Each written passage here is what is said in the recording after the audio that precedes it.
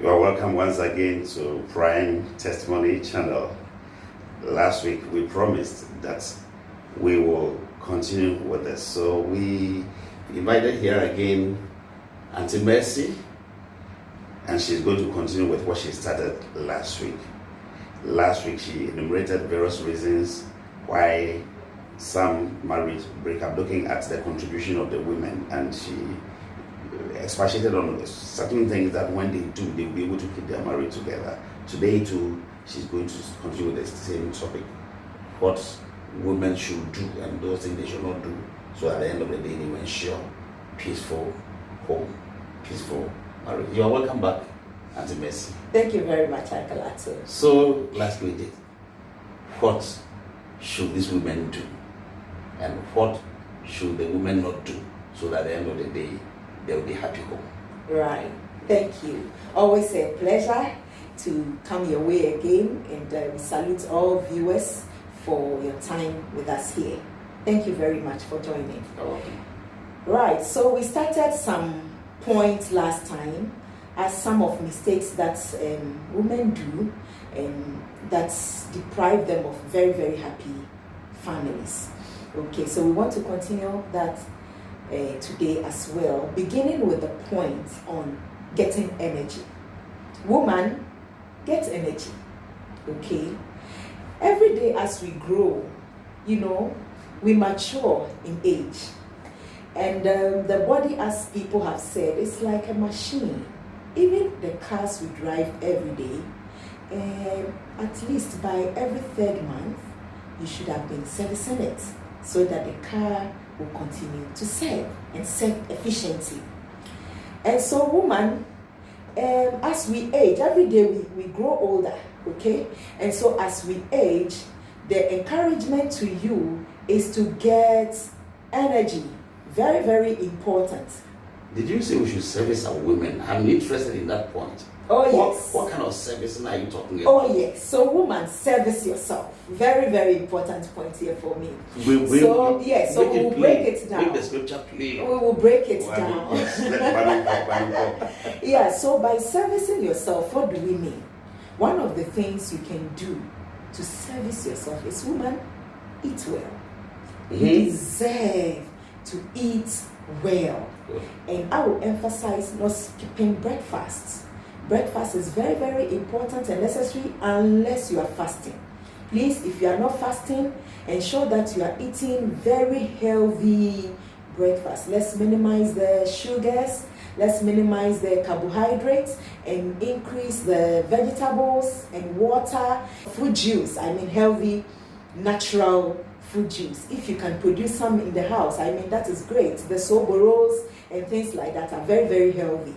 So let's focus on the meals we eat. Sometimes, because of our busy schedule, you find a woman right from bed, straight jumps to work and keeps working, and even forgets that it's 11 a.m. and have not even drank water.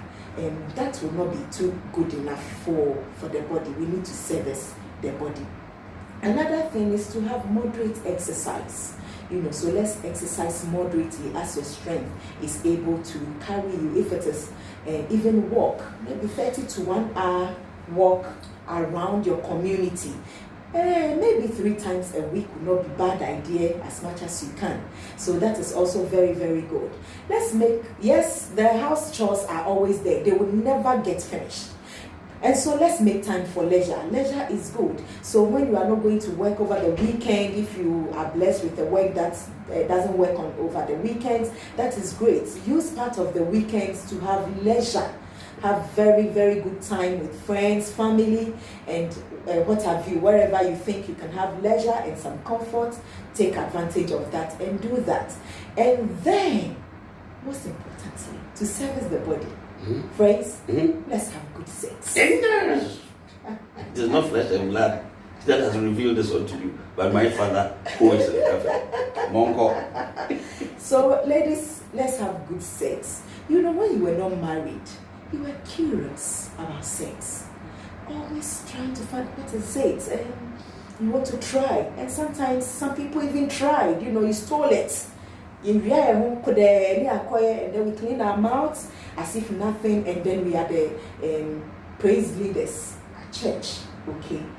And so the same thing, we get married, and now we are running away, you know, based on the fact that we are tired. Lady, I'm talking about getting energy.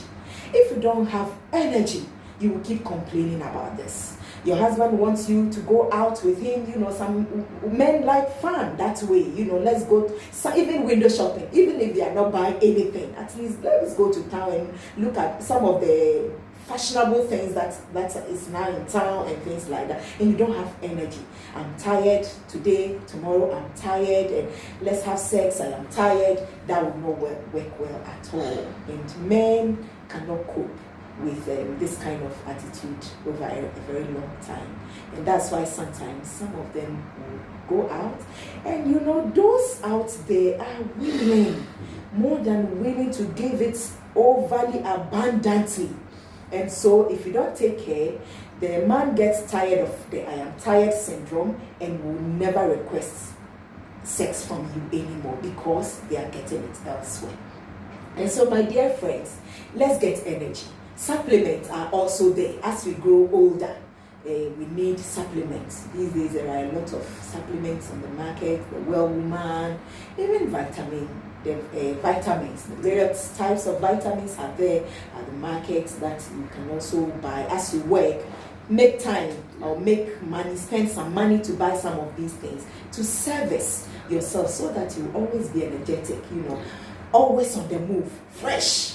On the move, on the go. And the message, some men also complain that although their wife gives them sex, but the style is usually Adam and Eve, and it becomes boring. What's your take on that?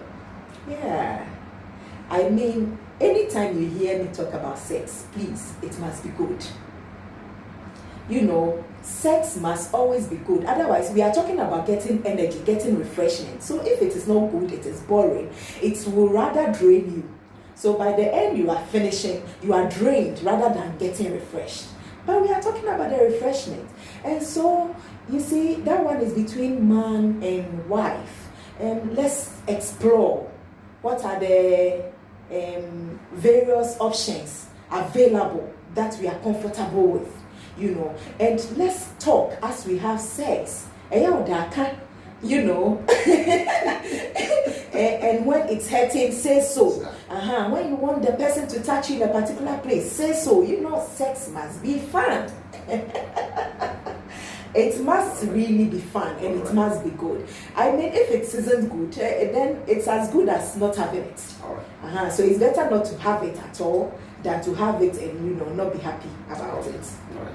Thank you. I would want you to specifically talk about Anyongo. Right. Then you add a few more. Right. So friends.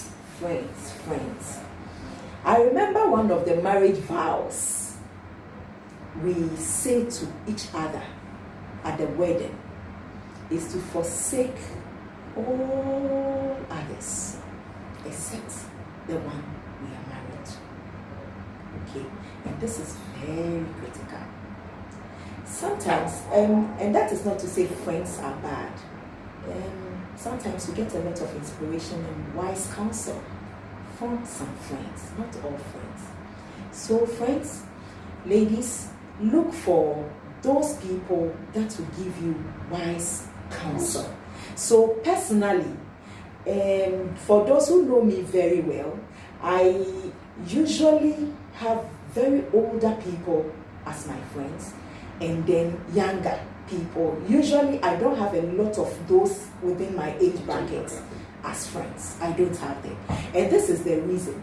The older people I know I can learn so much from, and even the older people I choose selectively.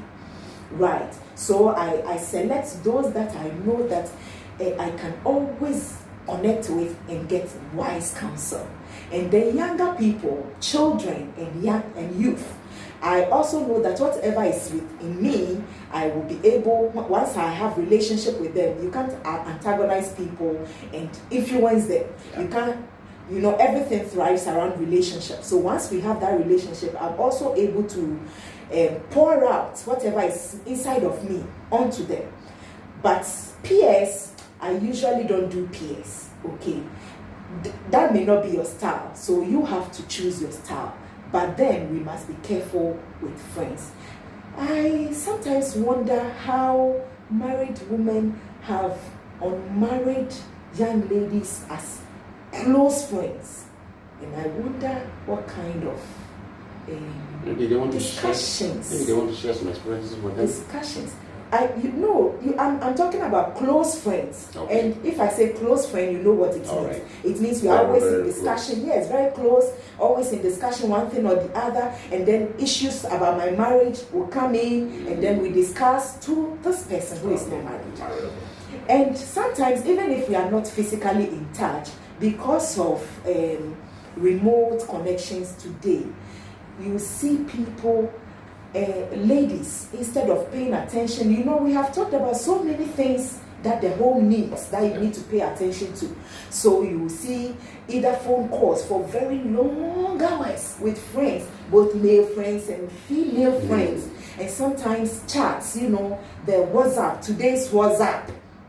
So what is supposed to be a tool in our hands to elevate us is becoming a weapon that is destroying us, destroying our marriages, and destroying everything around us. Even children are not getting attention because we have to be chatting with our friends, and these things are not really, really helping the family.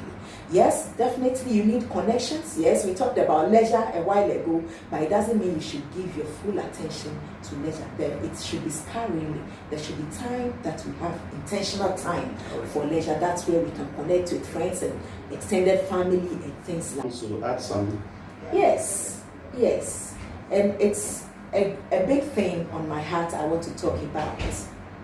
Ladies, it's about affirmative action. Affirmative action.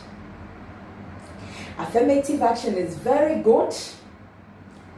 It has played its role over the years, and all of us women embrace it because it has a focus predominantly on women in governance. And so today we see a lot of women as becoming partners of governance, and that is very, very critical because everywhere you go in the world, women are in the majority, including our country, Ghana.